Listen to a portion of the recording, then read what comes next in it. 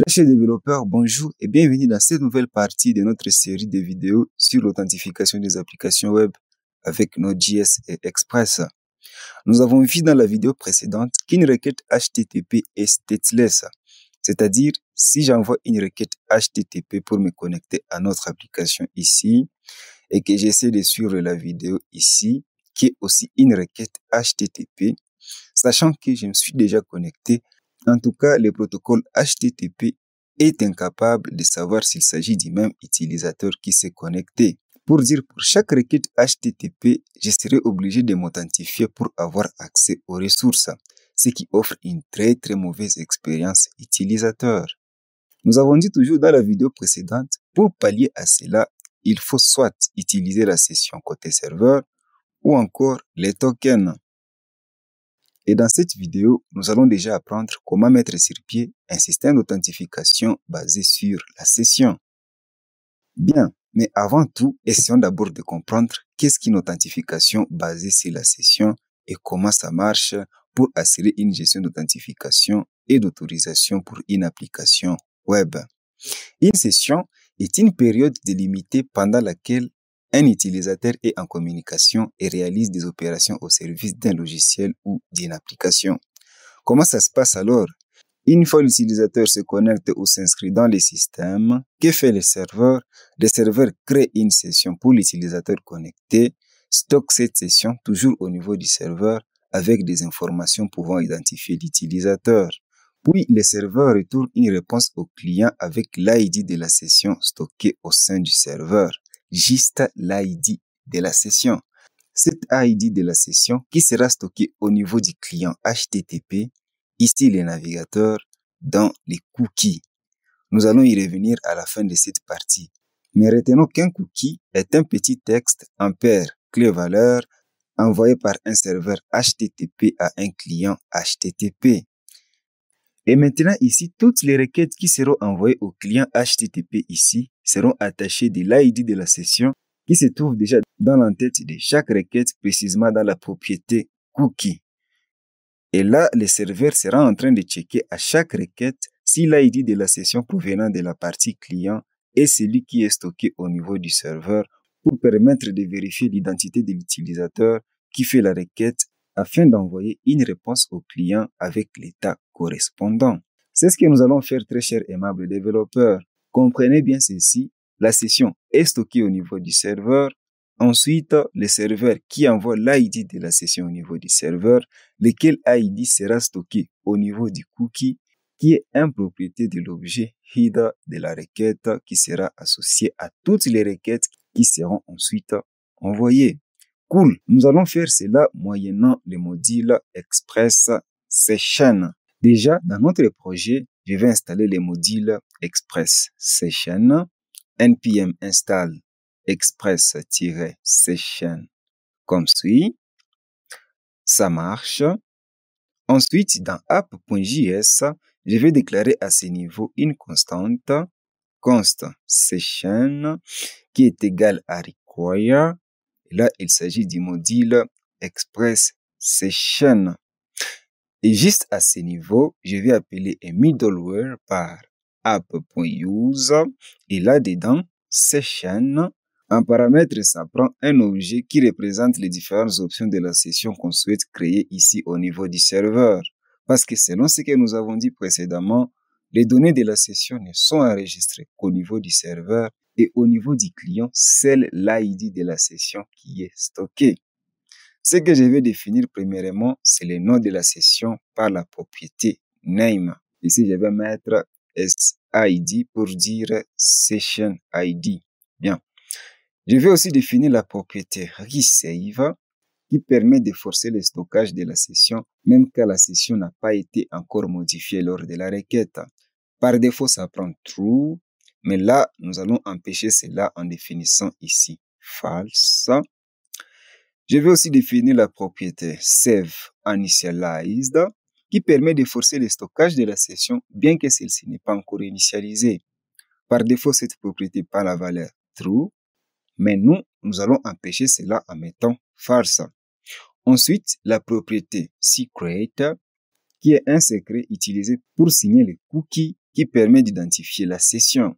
Ceci ne doit pas être à la portée de tous, raison pour laquelle on ne doit pas même les mettre dans les répertoires du projet. Question de ne pas l'exposer une fois le projet est envoyé dans un hébergeur de code. Pour ce faire, je vais devoir installer le module .env qui nous permettra de charger les secrets de notre session dans les variables d'environnement des systèmes à l'exécution de cette application. Ainsi donc, npm install.env, ça marche. Je vais créer ensuite le fichier .env au répertoire racine comme suit. Et là-dedans, session secret qui est égal. Bon, au fait, je vais mettre cette chaîne de caractères comme suit. En tout cas, il faut mettre une chaîne de caractères très compliquée. Et maintenant, dans app.js, je vais d'abord importer les modules .env par require.env et là, directement appeler la méthode config qui va nous permettre de charger le contenu du fichier .env dans les variables d'environnement.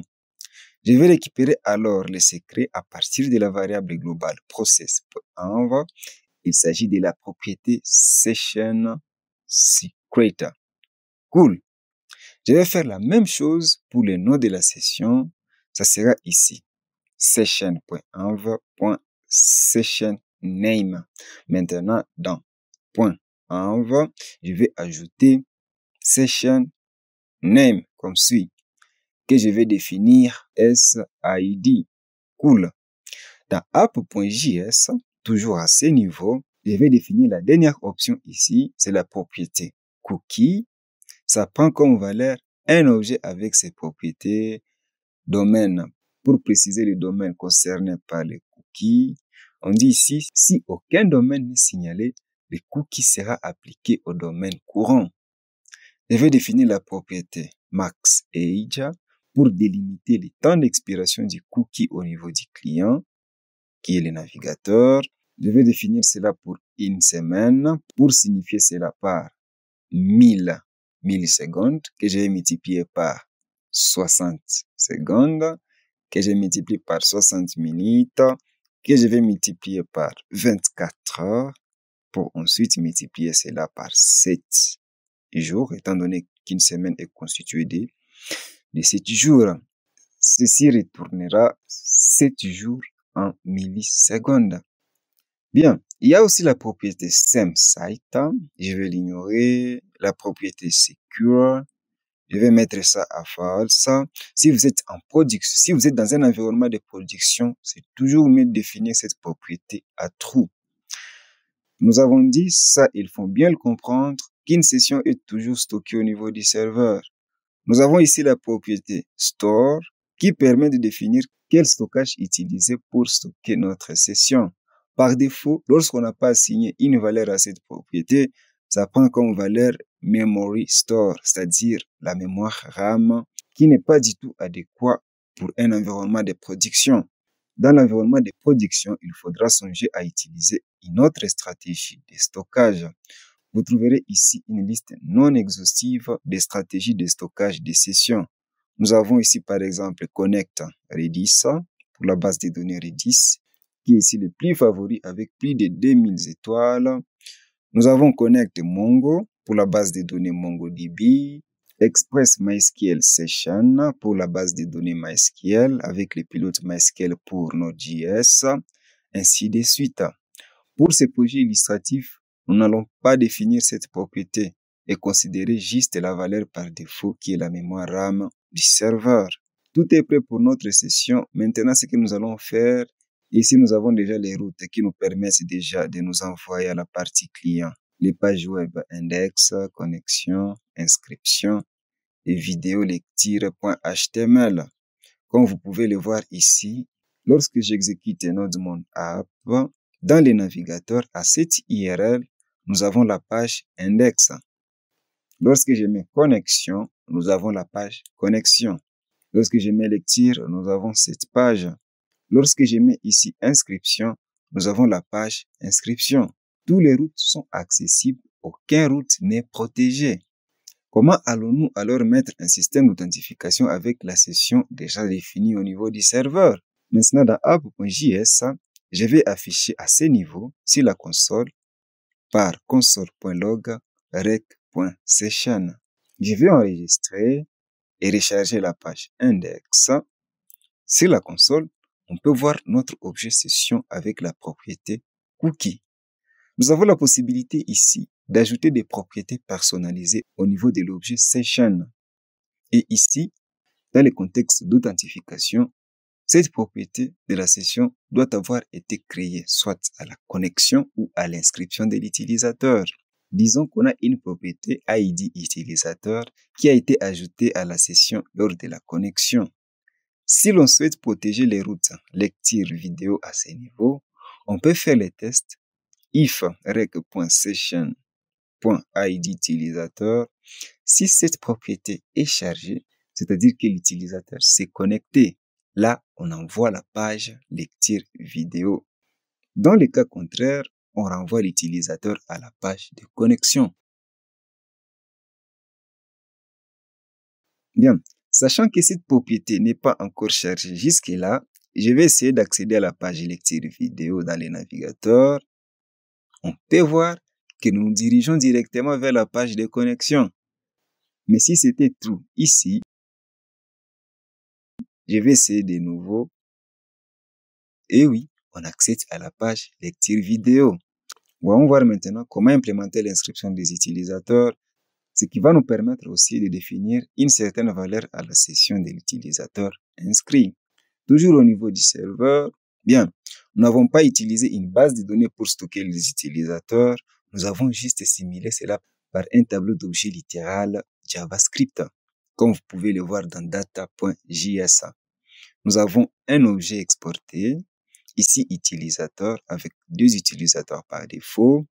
Ici, vous pouvez le voir, les mots de passe sont des textes bruts, ce qui n'est pas du tout une très bonne pratique de sauvegarder les mots de passe dans la base de données en texte brut. Une personne mal intentionnée peut tomber sur notre base de données les mots de passe des utilisateurs. Le mien ici, c'est de hasher les mots de passe, c'est-à-dire stocker dans un texte crypté au point que même si quelqu'un tombe sur la base de données, il ne pourra pas dénicher ces mots de passe. La librairie qui va nous permettre de faire cela est la librairie Bcrypt. Je vais l'installer. Ici, npm install Bcrypt. Ça marche.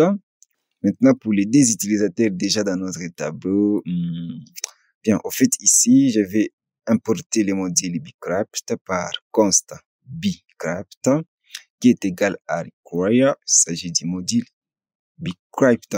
Je vais créer une variable ici dans laquelle je vais définir un mot de passe par défaut. Ça sera la variable var default hashed password. Et juste là, je vais créer les tableaux utilisateur, const utilisateur, que je vais initialiser par un tableau vide. Maintenant ici, le module Bcrypt supporte la syntaxe async await. Ce que je vais faire, c'est de créer ici une fonction qui s'exécute automatiquement. Et là, la fonction en soi, c'est une fonction avec la syntaxe async. C'est une fonction fléchée. Pour crypter un mot de passe avec le module Bcrypt, nous avons besoin de ce qu'on appelle un salt. Ainsi donc, je vais créer une constante ici, const salt, qui est égale à await bcrypt.genSalt, que je vais mettre à 10. Bon, ça comprenez ça comme ça. Ensuite, ici, je vais définir le mot de passe par défaut qui est crypté et je vais l'assigner dans la variable que j'ai créée tantôt, default hashed password, qui est égal à await bcrypt.hash.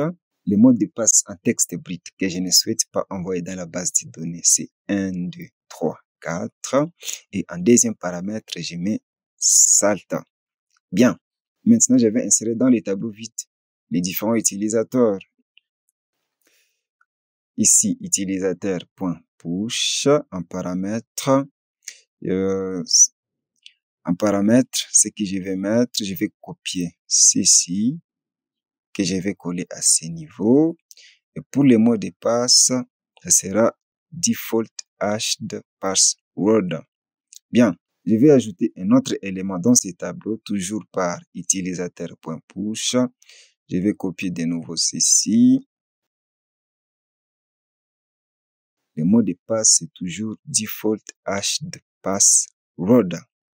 C'est cool. Et maintenant ici, l'objet qui sera exporté, c'est le tableau utilisateur tout court, avec les éléments utilisateurs dont les mots de passe sont bien cryptés. C'est génial. On va voir maintenant dans app.js, je vais afficher sur la console par console.log l'objet utilisateur du module data. Comme suit, je vais enregistrer et actualiser la page index.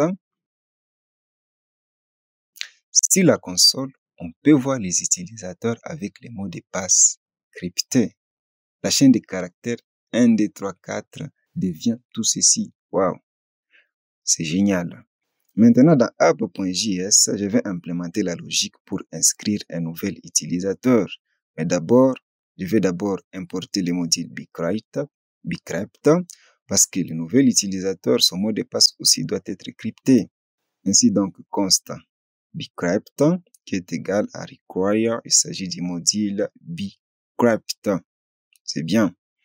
Maintenant, juste à ce niveau, après le module get inscription, app. Il s'agit de la méthode ici post. Les routes ici, c'est inscription A5 parce que là dedans, je vais utiliser la syntaxe A5 await. A5 avec A5, la fameuse fonction avec la signature rec rs. En fait, ces routes sera appliquée au formulaire qu'on retrouve dans les fichiers inscription.html. Dans inscription.html, je vais ajouter l'attribut action. Les routes, c'est inscription.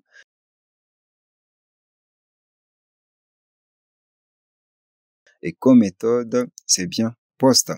Nous aurons besoin d'accéder au contenu de ce formulaire. Je vais ajouter à cet input l'attribut name à nom. Pour ceci, l'attribut aura comme valeur email. Et à cet input, je vais ajouter toujours l'attribut name avec comme valeur password. Ceci nous permettra d'extraire les données du formulaire depuis le serveur Node.js. Maintenant, dans app.js, là où nous implémentons notre serveur, je vais activer cela à ce niveau par app.use express et un paramètre URL encoded qui prend en paramètre un objet avec comme propriété extended dont la valeur est true. Ensuite, app.use express.json. Super. Rentrons alors au niveau de ces routes et nous allons récupérer les données du formulaire en déstructurant l'objet body par const. Là, je vais récupérer le nom, l'email, le password depuis l'objet rec.body. Alors ici, ce que je vais faire, c'est de tester si les noms, l'adresse et les passwords ont été bien renseignés par l'utilisateur. If nom et mail et password, si tout cela sont bien renseignés, là, qu'est-ce que je fais? Je vais tester si l'email de l'utilisateur existe déjà. Et là, en récupérant l'utilisateur dans la constante const utilisateur, qui est égal à utilisateur, il s'agit du tableau utilisateur ici, ça sera par la fonction SAM, qui prend en paramètre une fonction callback qui retourne l'utilisateur si celui-ci est retrouvé. Et là, la condition ici sera utilisateur.mail si c'est égal au mail fourni depuis le formulaire. Cool. Maintenant ici, si l'email que l'utilisateur a fourni au niveau du serveur n'existe pas, if not utilisateur, là, qu'est-ce que j'ai fait? En tout cas, là, je peux En tout cas, là, j'ai le faveur d'ajouter un utilisateur parce que je me suis déjà rassuré que son email n'existait pas dans notre base de données. Mais rappelez-vous, ici, on n'enregistre pas les mots de passe en texte brut. Pour ce faire, je vais créer la constante salt qui est égale à await bcrypt.genSalt. Je mets à 10. Const password to save, le mot de passe à stocker, ça sera maintenant égal à await bcrypt.h. Là, c'est le mot de passe provenant du formulaire. Et en deuxième paramètre, je mets salt. Ici, j'ai maintenant les mots de passe à enregistrer dans la base de données. Je vais créer un objet à ce niveau, let nouvel utilisateur, qui est égal, bien, l'ID, je vais juste incrémenter la taille du tableau utilisateur, utilisateur.length, je vais incrémenter par 1. Ensuite, je mets les noms fournis depuis le formulaire ainsi que l'email. Et pour les passwords, je vais enregistrer les passwords cryptés, les mots de passe cryptés. Et ça se trouve dans la variable password to save. Bien, une fois cela prêt, je vais maintenant ajouter le nouvel utilisateur dans le tableau utilisateur en appelant depuis l'objet utilisateur la méthode push et en paramètre, je passe nouvel utilisateur. Bien, une fois l'utilisateur est déjà inscrit, parce que là, nous venons de l'ajouter déjà dans notre base de données, avant de l'orienter où que ce soit, nous devons ici ajouter une propriété personnalisée à la session telle qu'on l'a dit précédemment, qui représente la donnée même de l'utilisateur connecté. Ça sera donc ici rec.session.id utilisateur qui est égal au nouvel utilisateur. Et là, nous allons juste récupérer son ID. Et ensuite, ce que nous allons faire ici, l'application va retourner return res.randa et en paramètre, je mets index.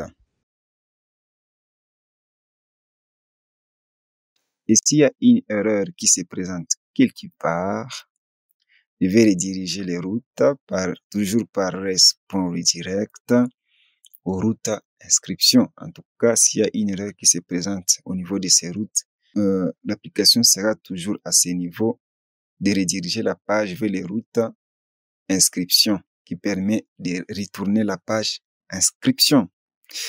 Bien. Je serai en train de faire aussi la même chose pour se connecter. Je vais ajouter une autre route à ce niveau. App. Aussi, c'est la méthode post. Les routes ici, c'est connexion A5. Tout simplement parce que je vais utiliser la syntaxe A5 await. Rec.res comme suit. Je vais récupérer ici l'email et les mots de passe. Toujours dans l'objet body.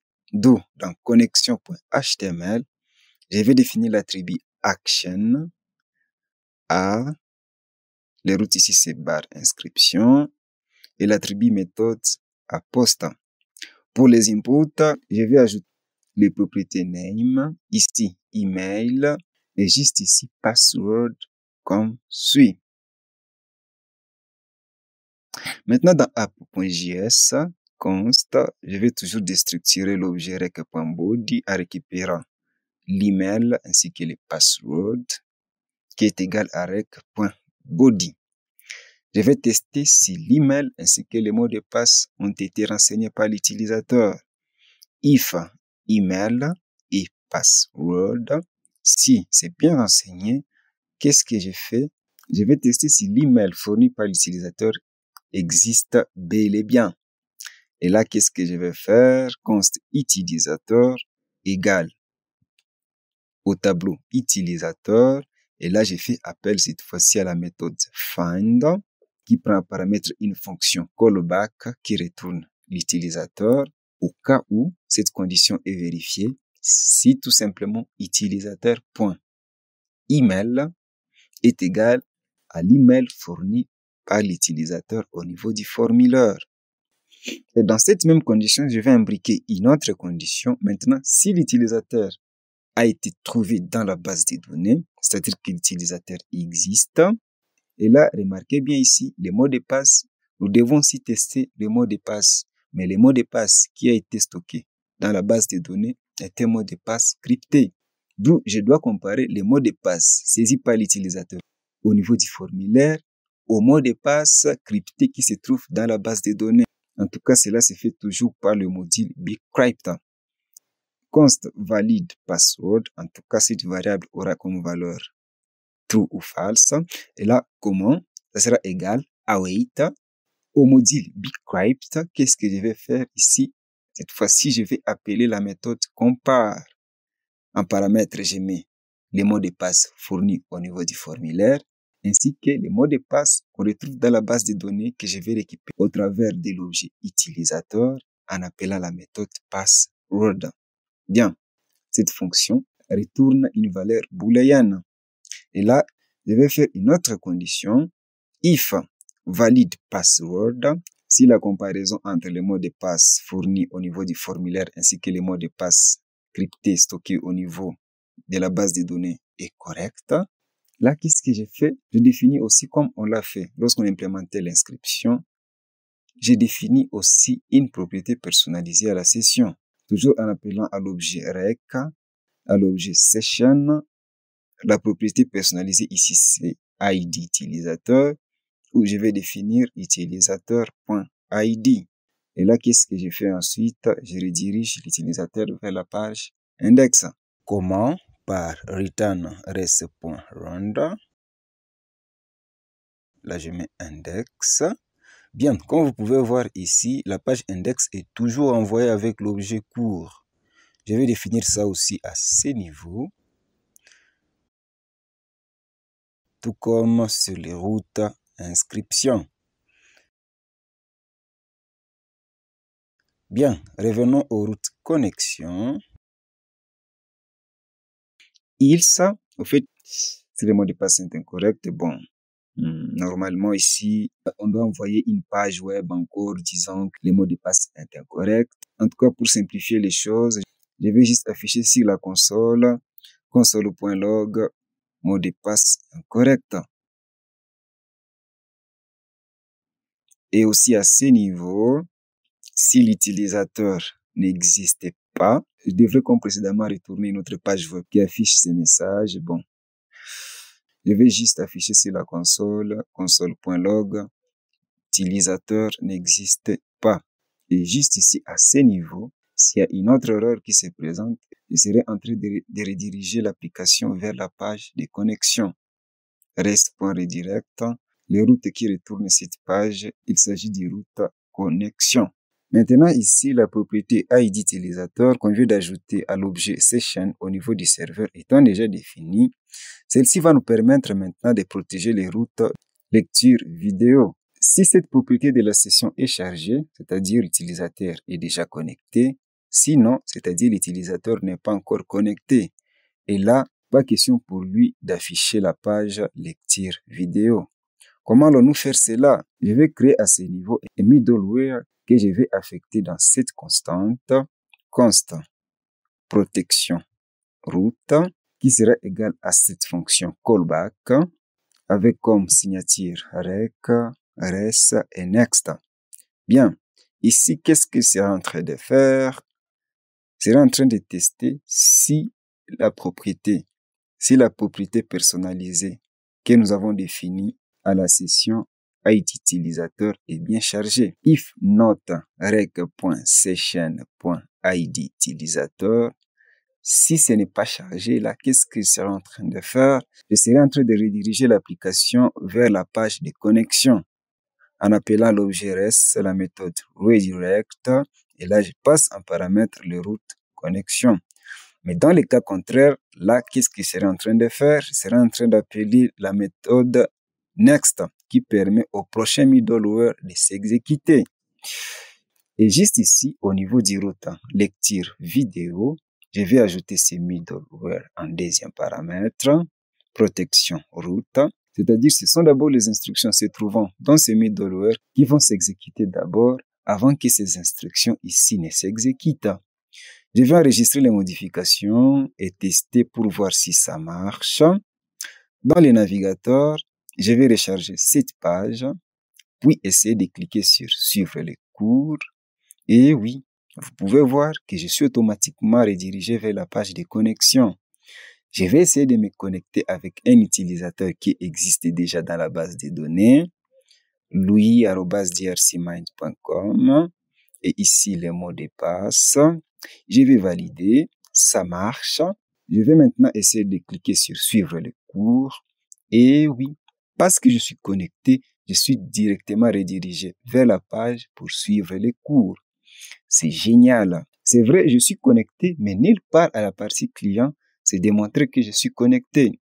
Vous pouvez le remarquer ici au menu de navigation. Il y a cette flèche ici. Lorsque je clique dessus, bon, tout ce que vous voyez ici est codé en dur. Rien n'est dynamique ici. C'est ce que nous allons faire maintenant. Lorsque l'utilisateur est connecté, connaît ici le nom de l'utilisateur connecté ainsi qu'ici les liens pour déconnecter. Et dans les cas contraires, juste les messages connectés. En tout cas, ça sera cool.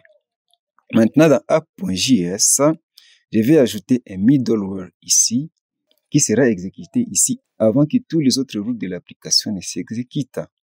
Raison pour laquelle je vais les mettre tout en haut. App.use avec comme signature rec, res et next. Ici, qu'est-ce que je serai en train de faire? Je vais déstructurer la propriété ID utilisateur de l'objet rec.session par const ID utilisateur qui est égal à rec.session. Maintenant, ici, je serai en train de tester si l'ID de l'utilisateur est déjà chargé. If ID utilisateur, qu'est-ce que je serai en train de faire ici? Je serai en train de stocker l'utilisateur dans une mémoire tampon. Ce sera à partir de l'objet, de la propriété locals de l'objet res. Res.locals est une propriété, un objet dans lequel on met les informations qu'on utiliserait un peu plus tard tout au long du cycle requête-réponse. Ainsi donc, res.locals, la propriété que je vais assigner ici, ça sera utilisateur, qui sera égal, là, je vais faire une requête, utilisateur.find, la fonction find retourne bien un utilisateur, mais sur base d'une condition. Là, ça sera l'utilisateur dont l'ID est égal à l'ID utilisateur. Mais ici, si l'ID utilisateur de la session n'est pas chargé, qu'est-ce qu'on sera en train de faire? On sera ici en train de définir l'objet next comme suit pour permettre tout simplement de passer au prochain middleware, ça toutes ces informations sur l'utilisateur. Maintenant, à ce middleware qui envoie la page index au client, je serai en train de récupérer l'utilisateur chargé ou pas. Ici, ça sera par const utilisateur qui est une déstructuration de l'objet res.locals que nous avons défini tantôt. Tout juste ici, en plus du tableau court, je serai aussi en train de passer l'objet utilisateur comme suit. Je vais faire la même chose pour les routes qui envoient la page lecture vidéo en récupérant l'utilisateur par const utilisateur qui est égal à res.utilisateur. Et juste ici, la page sera envoyée avec l'objet utilisateur. Normalement, lorsque l'utilisateur se connecte dans notre application ou quand il s'inscrit, selon la logique de notre application, le fichier index.html a besoin non seulement du tableau court, mais aussi de l'objet utilisateur. Ainsi donc, à ce niveau de route inscription, je vais envoyer la page index aussi avec l'objet utilisateur qui a comme valeur nouvelle utilisateur. Et aux routes connexion, envoyer en plus de l'objet court, l'objet utilisateur.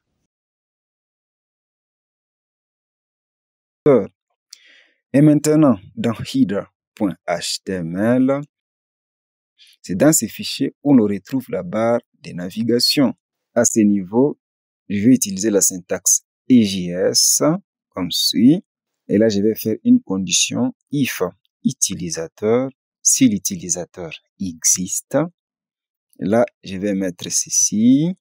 Et juste à ce niveau, je serai en train de définir le nom de l'utilisateur, toujours par la syntaxe EJS.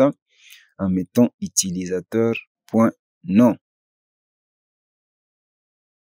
Et dans cet autre élément, je vais définir un formulaire. L'action sera, les routes ici, c'est déconnexion. Ben, je ne l'ai pas encore défini. La méthode, c'est post. Et à l'intérieur, je vais mettre juste un bouton du type submit. Et la valeur sera ici des connexions. Maintenant, à ce niveau, si l'utilisateur n'existait pas, toujours pas la syntaxe EJS, je vais mettre ici else, comme suit. Et là, qu'est-ce qui sera en train d'afficher au niveau de l'interface? Ce sera juste un lien qui sera en train de nous retourner la page connexion. Sera fait comme suit. Bien. Et directement dans app.js, je vais ajouter un nouveau route à ce niveau. App.post. Les routes ici, c'est déconnexion. Rec res. Là, qu'est-ce que sera en train de faire si on fait appel à ce middleware? Il serait en train de détruire la session qui existe déjà en appelant à l'objet rec, à la propriété session, la méthode destroy comme suit.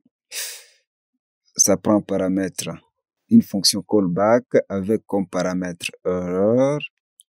S'il y a erreur, qu'est-ce que je fais? L'application va retourner ici la page index par res.random. Là, je mets index. Cette fois-ci seulement avec l'objet court. Et l'objet utilisateur sera undefined, tout simplement parce que l'utilisateur sera déjà déconnecté. Et s'il n'y a pas d'erreur, qu'est-ce que je fais? J'appelle à l'objet res la méthode clear cookie. En tout cas, aux prochaines requêtes, il y aura plus de données qui seront envoyées à la partie client pour être sauvegardées dans les cookies. Et en paramètre, ce qu'il faut préciser, c'est le nom de la session. Maintenant, une fois le cookie sera déjà supprimé, qu'est-ce qu'il serait en train de faire? L'application sera toujours en train d'envoyer ici aussi la page index. Cool. Maintenant, dans index.html, à ce niveau où j'inclus les fichiers header.html, comme vous pouvez le voir dans header.html, j'ai utilisé l'objet utilisateur. Cet objet, je serai en train de le passer à ce niveau, utilisateur. Tout comme dans lecture vidéo.html, header sera inclus dans ce fichier avec l'objet utilisateur. C'est cool parce qu'il est remarqué dans app.js, aux routes qui envoient la page index, il y a bel et bien l'objet utilisateur qui était envoyé avec, tout comme à ce niveau où l'on envoie la page lecture vidéo. Voilà donc, je crois que nous avons mis en place un système d'authentification basé sur la session avec le module Express Session. Je vais enregistrer toutes les modifications. C'est en ordre. Je vais tester l'application dans le navigateur. Je suis redirigé vers la page de connexion. Je vais me connecter avec l'utilisateur dont l'adresse mail est louis@drcminds.com. Ça marche. Et lorsque je clique sur cette flèche, on peut voir l'utilisateur Louis Moussoli qui est connecté. Et juste en bas, un bouton pour se déconnecter. Je vais cliquer dessus pour me déconnecter, puis essayer de suivre un cours. Je n'ai plus accès tout simplement parce que je me suis déjà déconnecté. Bien, je vais tester la fonctionnalité inscription. En cliquant sur le lien inscrivez-vous, la page inscription s'affiche. Le nouvel utilisateur aura comme nom Alain Tacite. Comme adresse mail, ça sera alain@drcminds.com et les mots de passe. Ensuite, je vais cliquer sur inscription. Ça y est, je suis redirigé vers la page index. Voyons, lorsque je clique de nouveau sur cette flèche, et oui, désormais c'est l'utilisateur Alain Tacite qui est connecté. Étant connecté, je vais essayer de suivre un cours. Ça marche. Là, je peux suivre un cours sans aucun problème. C'est cool.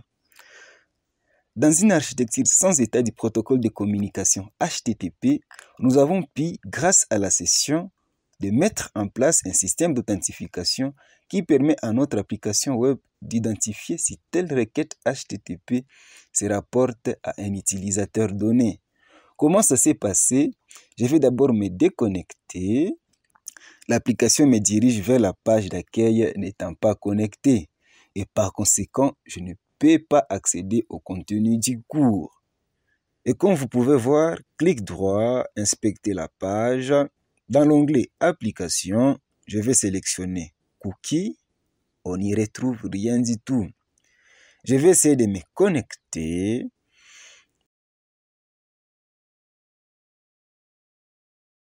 Et oui, le serveur a créé une session en son sein et a envoyé juste l'ID de cette session ici au niveau du navigateur, lequel ID est stocké dans les cookies. Maintenant, pour chaque requête suivante, cette ID de cette session sera envoyée au serveur, le serveur qui sera toujours en train de vérifier s'il s'agit de la même session. Si c'est correct, là, le serveur saurait maintenant que l'utilisateur qui envoie cette nouvelle requête est le même utilisateur qui était déjà connecté sur le même navigateur. C'est vraiment génial. Et c'est par ici que nous mettons un terme à cette partie, très chers développeurs. S'il y a des questions, faites-les nous savoir dans les commentaires. Et si vous avez aimé la vidéo, n'hésitez pas à la partager, ça nous fera vraiment plaisir. Du reste, portez-vous bien, à la prochaine.